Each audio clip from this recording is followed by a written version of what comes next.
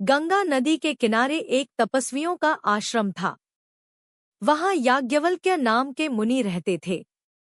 मुनिवर एक नदी के किनारे जल लेकर आचमन कर रहे थे कि पानी से भरी हथेली में ऊपर से एक चूहिया गिर गई। उस चूहिया को आकाश में बाज लिए जा रहा था। उसके पंजे से छूटकर वह नीचे गिर गई। मुनि ने उसे पीपल के पत्ते पर रखा और फिर से गंगाजल में स्नान किया। चूहिया में अभी प्राण शेष थे। उसे मुनि ने अपने प्रताप से कन्या का रूप दे दिया और अपने आश्रम में ले आए। मुनि पत्नी को कन्या अर्पित करते हुए मुनि ने कहा कि इसे अपनी ही लड़की की तरह पालना। उनके अपनी कोई संतान नहीं थी, इसलिए मुनिपत्नी ने उसका लालन पालन बड़े प्रेम से किया। 12 वर्ष तक वह उनके आश्रम में पलती रही। जब वह विवाह योग्य अवस्था की हो गई तो पत्नी ने मुनि से कहा, नाथ, अपनी कन्या अब विवाह योग्य हो गई है, इसके विवाह का प्रबंध कीजिए। मुनि ने कहा, मैं अभी आदित्य को बुलाकर इसे उसके हाथ सौंप देता हूँ। यदि इसे स्वीकार होगा तो उसके साथ विवाह कर लेगी, अन्यथा नहीं। मुनि ने कहा कि यह त्रिलोक का प्रकाश देने वाला सूर्य तुम्हें पति रूप से स्वीकार है। पुत्री ने उत्तर दिया, तात, यह तो आग जैसा गर्म है, मुझे स्वीकार नहीं।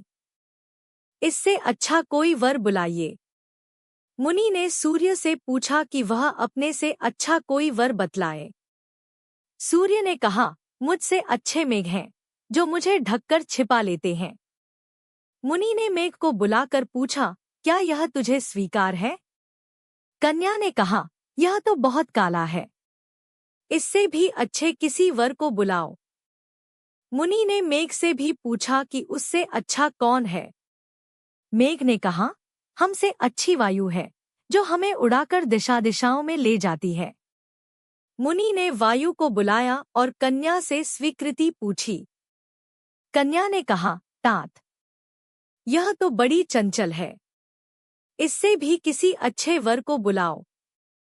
मुनि ने वायु से भी पूछा कि उससे अच्छा कौन है?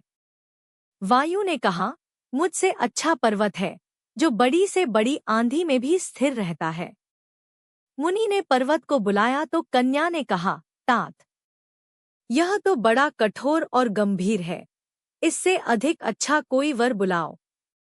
मुनि ने पर्वत से कहा कि वह अपने से अच्छा कोई वर सुझाए। तब पर्वत ने कहा, मुझसे अच्छा चूहा है, जो मुझे तोड़कर अपना बिल बना लेता है। मुनि ने तब चूहे को बुलाया और कन्या से कहा, पुत्री, यह मूषकराज तुझे स्वीकार हो तो इससे विवाह कर ले।